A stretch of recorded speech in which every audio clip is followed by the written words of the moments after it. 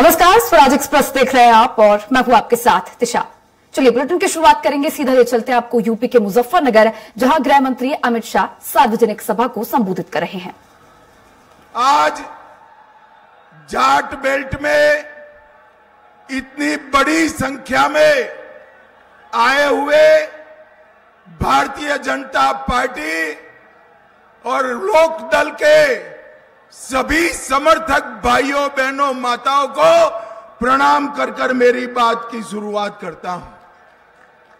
सबसे पहले मैं इस भूमि पर आया हूं जिस भूमि से चौधरी चरण सिंह ने किसानों के लिए, देश भर के किसानों के लिए अपनी आवाज बुलंद की थी।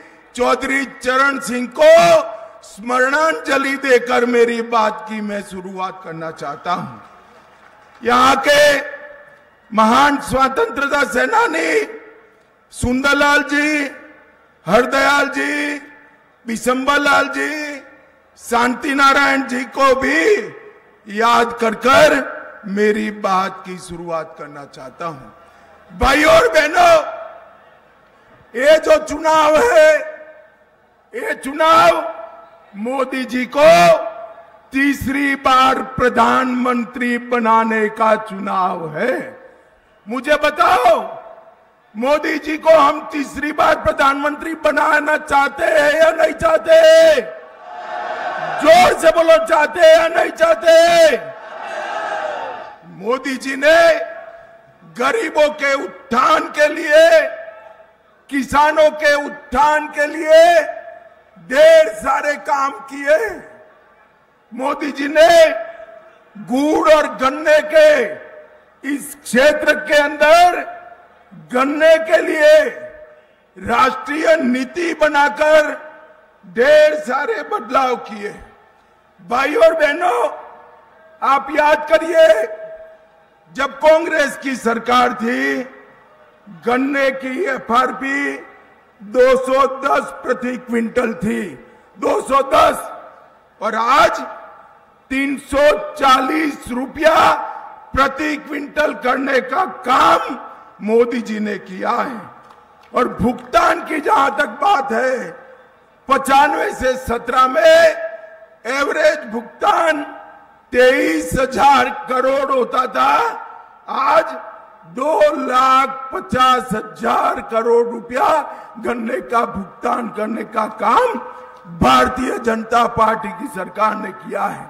इसके साथ साथ चीनी मिलें, बसपा के शासन में 19 चीनी मिलें बंद हुई, अखिलेश के शासन में 10 मिलें बंद हुई, और भाजपा के शासन में 20 से अधिक चीनी मिलों को शुरू किया गया और 5 नई चीनी मिलें आज नई बनाने का काम हुआ है। और हमने इथेनॉल की पॉलिसी लाकर पहले 2014-15 में इथेनॉल पेट्रोल में मिलाया नहीं जाता था, आज 154 करोड़ लीटर इथेनॉल मिलाया जाता है, जिससे गन्ना किसान की आय को बढ़ाने का काम हुआ है। भाइयों और बहनों, बैठ जाओ भैया, बैठ जाओ, कुछ नहीं है, बैठ जाइए, जरा बैठ जाइए सब लोग। भाइयों और बहनों, मुझे बताओ, ये कश्मीर जो है हमारा है या नहीं है? जोर से बोलो, कश्मीर हमारा है या नहीं है? धारा 370 हटनी चाहिए थी या नहीं हटनी चाहिए थी? एक कांग्रेस वाले 50-50 साल से धारा 370 को संभाल पर बैठे थे। मोदी जी ने दूसरी बार जब आपने प्रधानमंत्री बनाया, धारा 370 को समाप्त कर कर कश्मीर को भारत के साथ जोड़ने का काम किया। भाइयों और बहनों, नरेंद्र मोदी जी ने कश्मीर में से आतंकवाद को समाप्त करने का काम किया है। सर्जिकल स्ट्राइक और एयर स्ट्राइक कर कर पाकिस्तान के घर में घुसकर आतंकवादियों का सफाया करने का काम नरेंद्र मोदी जी ने किया है। भाइयों और बहनों, ये जो घमंडिया गठबंधन है, अखिलेश यादव जी की पार्टी, कांग्रेस पार्टी, ये कभी नहीं चाहते थे अयोध्या में राम मंदिर बने। मुझे बताओ, अयोध्या में राम मंदिर बनना चाहिए था या नहीं बनना चाहिए था? जोर से बोलो, बनना चाहिए था या नहीं बनना चाहिए था? एक कांग्रेस पार्टी ने 70 साल तक राम जन्मभूमि के मुद्दे को अटका कर रखा, लटका कर रखा, भटका कर रखा।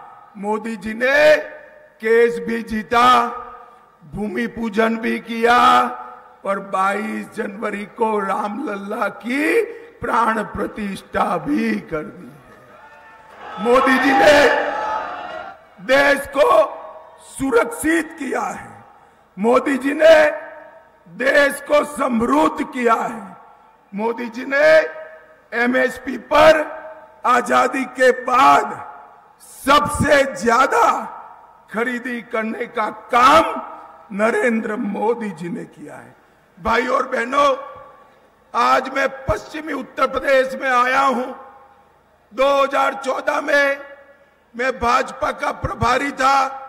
मैं यहाँ आया था, कैराना से, मुजफ्फरनगर से, सहारनपुर से पलायन चालू हो गया था। यहां पर कोई सुरक्षित नहीं था।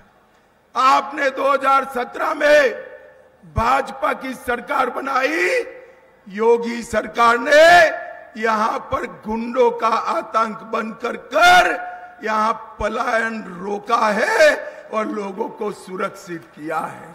और इसके साथ साथ अब निर्दोष नागरिकों की जगह अब उत्तर प्रदेश से गुंडे पलायन करने लगे हैं।